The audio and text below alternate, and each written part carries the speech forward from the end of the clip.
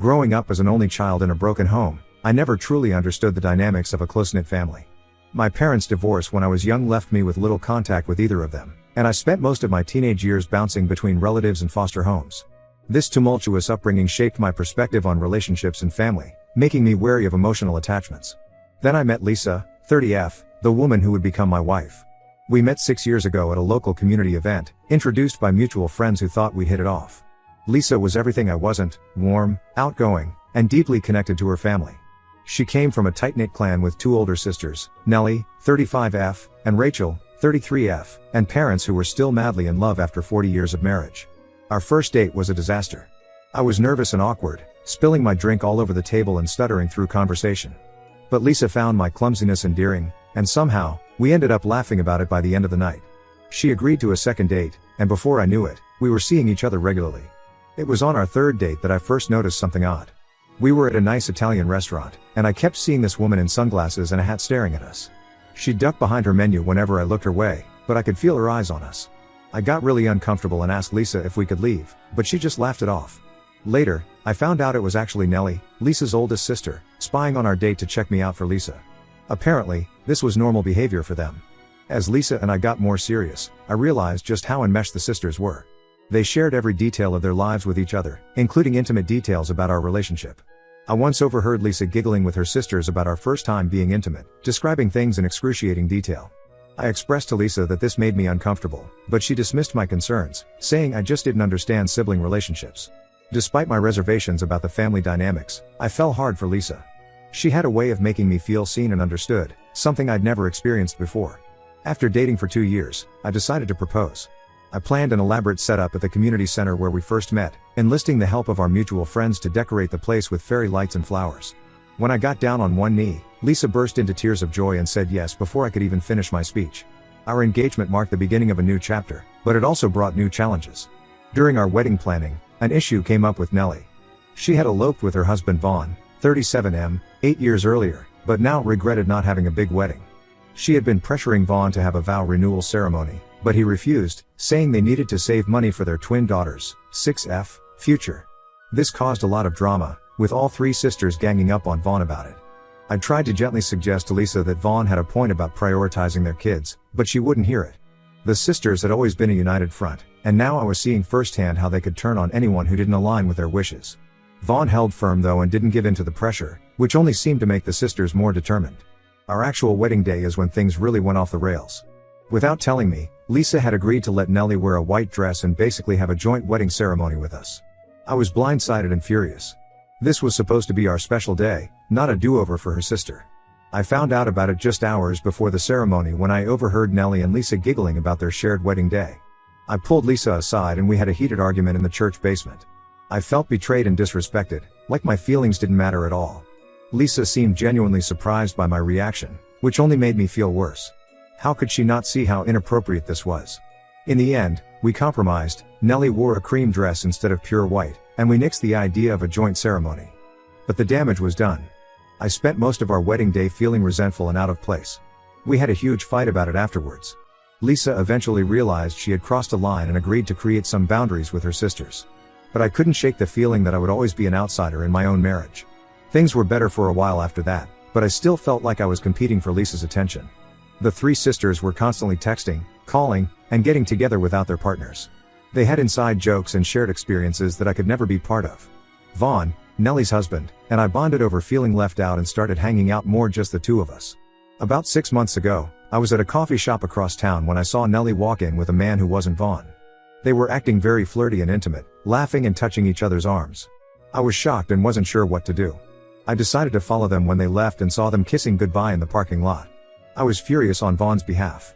He's a great guy who works hard to provide for his family, often putting in long hours at his software engineering job. And here was Nellie throwing it all away for some fling. I knew I had to expose her, but I needed concrete proof first. So I started investigating. Over the next few weeks, I figured out that Nellie was meeting this guy, Mark, 34M, at the same coffee shop every Tuesday and Thursday afternoon while Vaughn was at work. Mark was apparently an old friend from college who Nellie had reconnected with on social media. I saw them together multiple times, always acting like a couple. I came up with a plan to catch them in the act. I convinced the coffee shop owner to host a customer appreciation day with games and prizes, including a cutest couple contest. I then invited the whole family out for coffee that day as a surprise, telling Lisa it was just a fun outing. When we arrived, Nellie was already there with Mark. They ended up winning the cutest couple contest and were making out for everyone to see when we walked in. Vaughn was devastated. Lisa looked like she was going to be sick. Nellie tried to explain, but there was no talking her way out of this one. Vaughn left immediately. Nellie ran after him. The rest of us just stood there in shock. Lisa's parents were furious. Rachel was crying. I tried to act surprised, but inside I felt vindicated that Nellie's true colors were finally exposed. In the fallout, Vaughn kicked Nellie out of the house. Their daughters are staying with him for now. Lisa's parents have basically disowned Nellie. Rachel is torn between her sisters. The biggest shock to me was finding out that Lisa knew about the affair. Apparently Nellie had confided in her months ago, claiming that Vaughn was emotionally abusive, which I know is a lie, and that Mark was helping her plan to leave him. Lisa believed her and had been covering for her this whole time. I'm disgusted that my own wife would condone cheating like this. I don't even know who she is anymore. We're barely speaking now and I'm seriously considering whether this marriage can survive. The perfect family I thought I married into is falling apart, and I don't know what to do. Update 1: It's been about a week since Nellie's affair was exposed, and the aftermath has been nothing short of chaotic. The once tight-knit family I married into has been torn apart, with allegiances shifting and relationships strained to their breaking point. Lisa and I are still barely on speaking terms. I can hardly look at her, knowing she played a part in covering up her sister's infidelity. Yesterday, after days of tense silence, Lisa approached me saying we needed to talk. I felt a glimmer of hope, thinking maybe she was finally ready to apologize and explain herself. Instead, she blindsided me with a request that left me reeling. She asked if Nellie could stay with us for a while since Vaughn won't take her back and their parents have cut her off. I couldn't believe what I was hearing. The audacity of the request, coupled with Lisa's apparent lack of understanding of how deeply this situation has affected everyone, pushed me over the edge. I lost it at that point, my pent-up frustration and anger finally boiling over. I told Lisa in no uncertain terms that there was no way in hell I would let a cheater stay in our home. I reminded her of the devastation we'd witnessed in Vaughn's eyes, the pain that Nellie had callously inflicted on her family. How could she even consider harboring someone who had betrayed her spouse so completely? Lisa, caught off guard by my vehemence, became defensive. She started yelling back, insisting that I didn't understand the whole situation. As she spoke, a disturbing picture began to emerge. Apparently, Nellie had fed Lisa a carefully crafted story about Vaughn being controlling and emotionally abusive. According to this narrative, Mark wasn't just some homewrecker, but a knight in shining armor helping Nellie escape an unhappy marriage. I called BS on that immediately. We all know Vaughn, he's one of the most easygoing, supportive guys I've ever met. If Nellie was actually being abused, why didn't she tell her parents or Rachel?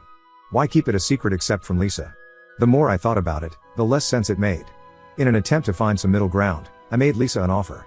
I told her that if Nellie was willing to admit she lied about the abuse in front of the whole family, I would consider letting her stay with us temporarily. It was a long shot, but I hoped it might force Nellie to come clean and take responsibility for her actions. Lisa seemed relieved at that suggestion and immediately called Nellie. But as I expected, Nellie refused to have that conversation with everyone. Instead, she tried to manipulate Lisa further, saying Lisa owed her as a sister to just take her and no questions asked. That's when I saw a change in Lisa's demeanor. For the first time, she seemed to see through Nellie's manipulation. She pressed her sister to tell the truth, her voice growing more insistent with each denial. Finally, after what felt like an eternity, Nellie cracked. She admitted she had made up the abuse allegations to justify the affair to Lisa. The admission hit Lisa like a physical blow. She hung up on Nellie and just broke down crying in my arms. It was a heart-wrenching moment, watching the scales fall from her eyes as she realized the extent of her sister's deception. As I held Lisa, a mix of emotions washed over me. I felt terrible for my wife, seeing her world crumble around her. But I was also angry that she had been so quick to believe Nellie's lies without any proof. Her blind loyalty to her sister had nearly destroyed her marriage and Vaughn's family. It was a harsh lesson in the dangers of unwavering familial trust. In the days since that conversation, Lisa has blocked Nellie's number and says she doesn't want anything to do with her anymore. But the damage to our relationship remains. I'm trying to be supportive as Lisa processes all of this, but I'm still deeply hurt by her actions. The trust between us has been severely shaken, and I don't know if I can ever fully regain it. Meanwhile, the rest of the family is in various states of turmoil. Vaughn is struggling to keep it together for his daughter's sake, putting on a brave face while dealing with his own pain and betrayal.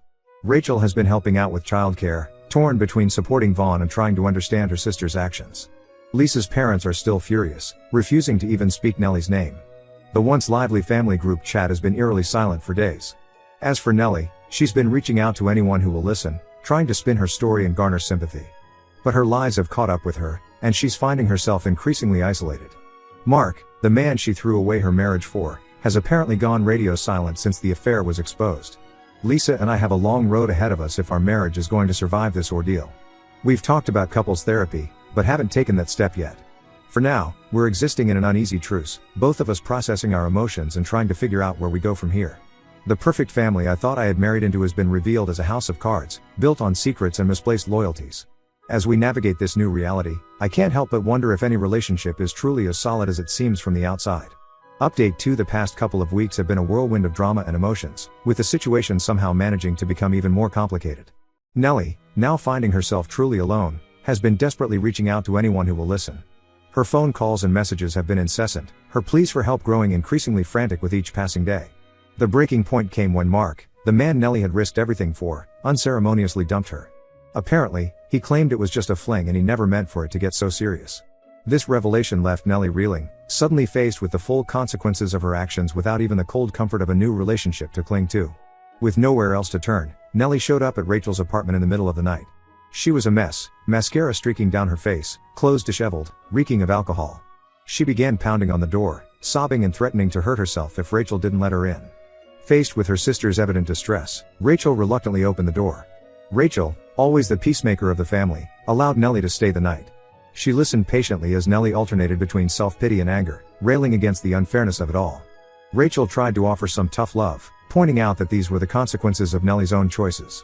But Nellie was too far gone in her spiral of self-destruction to hear it. The next morning, when Rachel gently suggested it was time for Nellie to leave, things took a turn for the worse. Nellie barricaded herself in the guest room, refusing to come out. She screamed through the door that she had nowhere else to go, that everyone had abandoned her. Rachel, at her wit's end, finally called Vaughn for help. Vaughn's arrival sparked a new round of drama. Nellie alternated between begging for his forgiveness and accusing him of ruining her life. Vaughn, to his credit, remained calm in the face of her hysterics. After hours of negotiation through the locked door, they reached an agreement. Nellie would be allowed to move back into the house with Vaughn and the girls temporarily while they sort out the divorce. It's clear that Vaughn is only doing this for his daughter's sake. He's made it abundantly clear that the marriage is over, but he's willing to endure Nellie's presence to maintain some stability for the girls. It's a testament to his character that he can put aside his own pain for the sake of his children.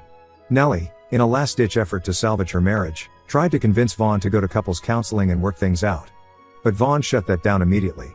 In a moment of brutal honesty, he told her that she had thrown away their family the moment she decided to cheat, and now she had to live with those consequences. It was harsh, but necessary, a clear line in the sand that left no room for misinterpretation. The reality of her situation seems to be slowly sinking in for Nellie. She's facing a future she never anticipated, divorced, potentially losing primary custody of her children, and having to support herself for the first time in her adult life. Since Nellie has no job or income of her own, it's pretty much guaranteed Vaughn will get primary custody of the girls in the divorce. Meanwhile, Lisa is still struggling to process everything. She's barely speaking to anyone in the family right now, withdrawing into herself as she grapples with her role in this mess. I think she feels deeply guilty for enabling Nellie's behavior for so long, and embarrassed that she fell for Nellie's lies so easily. I'm trying to be patient and supportive, but I can't deny that there's still a part of me that resents her involvement in the deception. In an effort to support Vaughn through this difficult time, I've started organizing guys' nights with him and Rachel's new boyfriend, Alex, 31M. It's a chance for Vaughn to get out of the house and take his mind off things for a while. We've been encouraging him to start thinking about dating again when he's ready, reminding him that he's a great catch and deserves to find happiness. As for Nellie, she's taken to social media to play the victim. Her Facebook and Instagram are filled with vague statuses about forgiveness and second chances, thinly veiled attempts to garner sympathy from anyone who will listen. But her efforts backfired spectacularly when Lisa's mom decided she'd had enough. In a scathing public comment, Lisa's mom shut down Nellie's pity party quick. She wrote that if Nellie wanted to air dirty laundry publicly, she had plenty she could share too. The implied threat was clear, and it got Nellie to stop posting real fast. It was a rare moment of satisfaction in this whole mess, seeing Nellie finally face some consequences for her actions.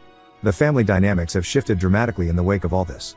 The once inseparable sisters are now fractured, with Lisa and Rachel trying to navigate their relationship without Nellie. Family gatherings, once joyous affairs, are now tense and awkward. Everyone's walking on eggshells, afraid to say the wrong thing and spark another round of drama. I still can't believe how quickly this picture-perfect family imploded. It just goes to show you never really know what's going on behind closed doors. The facade of the perfect family has been shattered, revealing the complex, messy reality underneath. As for Lisa and me, we're taking things day by day. The trust between us is still fragile, but we're working on rebuilding it. We've started seeing a couples therapist, which has been helping us communicate better and work through our issues. It's a slow process, but I'm cautiously optimistic that we can come out stronger on the other side of this ordeal. Update 3: It's been about 2 months now since everything went down, and some semblance of a new normal is starting to emerge. The dust is settling, revealing a landscape forever changed by the events of the past few months. Nellie finally moved out of Vaughn's house last week, a development that brought a collective sigh of relief from everyone involved. The tension of living under the same roof had been palpable, with Vaughn and Nellie barely able to be in the same room without sparking an argument. Nellie's departure marks a significant step towards closure for Vaughn and the girls. In a surprising turn of events, Nellie has managed to secure a job as a receptionist at a local dental office. It's a far cry from her previous life as a stay-at-home mom, but it's a start. She's renting a small apartment nearby, trying to piece together some semblance of independence. Vaughn, showing remarkable grace, is letting her have the girls every other weekend for now. It's clear he's putting his daughter's well-being first, even if it means having to maintain a civil relationship with Nellie. The divorce proceedings are moving forward at a steady pace. Vaughn's lawyer is confident they'll be able to wrap things up relatively quickly, given the circumstances. Nellie doesn't have much leverage in the negotiations, a fact she's slowly coming to terms with. She'll get minimal alimony for a short time to help her get on her feet, but that's about it. It's a harsh reality check for someone who's been financially dependent for so long. Lisa has been making progress in rebuilding her relationships with Rachel and her parents, but things are still tense. Family dinners are no longer the warm, lively affairs they once were. Conversations are stilted, with everyone carefully avoiding certain topics. But they're trying, which is more than can be said for their relationship with Nellie. Lisa has come to realize how codependent she was on her sisters, particularly Nellie. She's been working with a therapist to establish healthier boundaries and develop a stronger sense of self outside of her family relationships. It's been an adjustment for everyone, especially her parents who were used to their daughters being inseparable. But I can see Lisa growing stronger and more confident with each passing day. The biggest upcoming challenge is Rachel's wedding next month. It's set to be the first major family event since the affair came to light, and tensions are running high. Nellie is not invited, a decision that has caused no small amount of drama. True to form, she tried to guilt Rachel into changing her mind, playing the sisters should stick together no matter what card. But Rachel, showing a backbone I didn't know she had, held firm. She told Nellie in no uncertain terms that she didn't want that kind of negativity on her special day. Vaughn and the girls will be at the wedding, which I'm sure will be awkward for everyone involved. It will be his first big family event post-split, and I can only imagine how difficult it will be for him. Lisa and I have volunteered to run interference and try to keep things smooth for everyone's sake. It's going to be a delicate balancing act, but we're determined to make sure Rachel's day isn't overshadowed by family drama. I have to admit, I'm proud of how Lisa has handled things these past few weeks. She's really been working on herself and our marriage. We're in a much better place now than we were right after everything blew up. The couples therapy has been helping, giving us tools to communicate better and work through our issues. I think this whole ordeal has been a wake-up call for her about the importance of putting our relationship first. As for Vaughn, he's doing better day by day. Our guys' nights have become a regular thing, providing a much-needed outlet for him to relax and be himself. He's not ready to date yet, which is understandable given everything he's been through. But he's starting to seem more like his old self. He laughs more easily now, and there's a lightness to him that had been missing in the immediate aftermath of the affair. I have no doubt he'll come out of this whole mess stronger in the end. Looking back on everything that's happened, it's hard to believe how much has changed in just a few short months. The picture-perfect family I thought I had married into has been revealed as a complex, flawed group of individuals, each struggling with their own issues and insecurities. But in a way, I think we're all better for having gone through this. The false facade has been stripped away, leaving room for more authentic, honest relationships to develop.